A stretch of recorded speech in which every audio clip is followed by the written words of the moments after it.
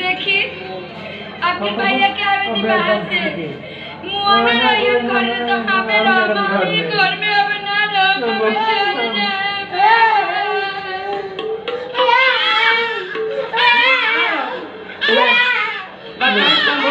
पंचायती करी बाबू छोड़ दे मत मार काहे ना मारी मत मार तोर भाई घरे नहीं खे वही सब ओकरा सामने कर व्यवस्था कर तू मरई बा एकरा केना मारी त हम बुढ़ारी में का मरवाए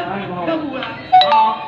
तो बताओ भाई टोपी लेके पैदा कर देले बिया दूध नहीं खेपिया होते लइका के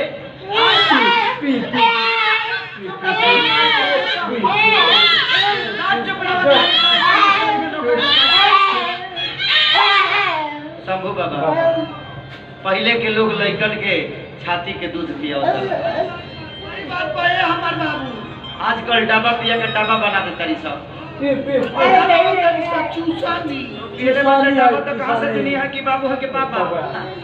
यही से आजकल के लइका इज्जत नहीं खा सकत का करे जाए भौजी है ना कोई हां ना हम मारा है बहुत मारा है का और तुमने मरवा लिया बहुत बढ़िया से बर्दाश्त कर लिया हम माफी चाहते हैं तुम्हारा छू के गोड़ लग रहे हैं बेटा हकी भाला पैदा पहले बार ले भौजी बड़ा छड़िया ना छेदा जाके छेदा माई का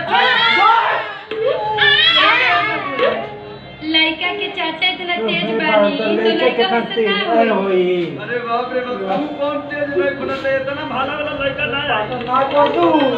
ये तेल लगाने मारी हां तेल लगा के कर मुड़ी खोल करे के तो लाम कर देले भी लाम हो गया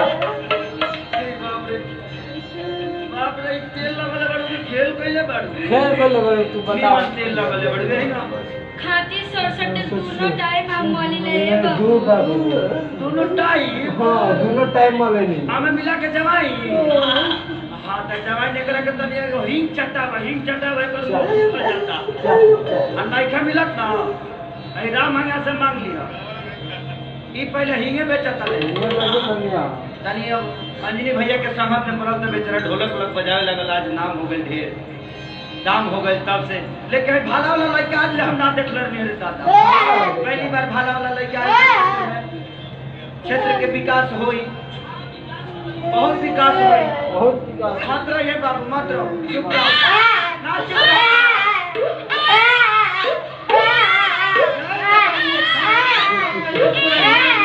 ए देवर बबुआ धोरे न तने रोवे पिया दी हमारा लगा सिस्टम कहां बजा पिया दी रे कौनिया पिया पिया तो कर पर्सनालिटी तनी खराब हो जाए ऐसा नहीं कि पिया हो। अच्छा का है पार्टी में पर्सनालिटी लेके आई बड़ी हाँ तनी छूले लगी। जी हम पिया थी तो एकरा के निकाल ना देती हां हमारा लगा सिस्टम बंद बा ए देवर बाबू हाय सिस्टम बा संगे को लमको धरा दे तनी रो होई से पिया दी। नमका धरा के पिया दी ओ तो बाप रे तुम नहीं खटो बहुत तेज पिया परहेज भी आ नहीं आजकल के जमाना के गाना बा कि आजकल की औरत लड़का के दूध नहीं खी पिया काहे बाबा काहे से कि पर्सनालिटी बिगड़ हां शहर में बड़ा कम हो गइल बा एकरी जमाना का होता आई लड़का कटोरा लेकर आएगा काहे बाबा दूध भात खिलावे खातिर हम पिया दे यही होली के मौसम चढ़ल बा जब भौजाई के हवा लागल बा तो भौजैया के जब देखले बा लइकवा रोता तो सब गांव के लोग पूछता तो वो कहता क्या बात है पिया ए बबुआ कैसे कहता हो शंभू बाबा का कहता लइका का कहता जब रौरे खानी बुजुर्ग आदमी जब कहलस हां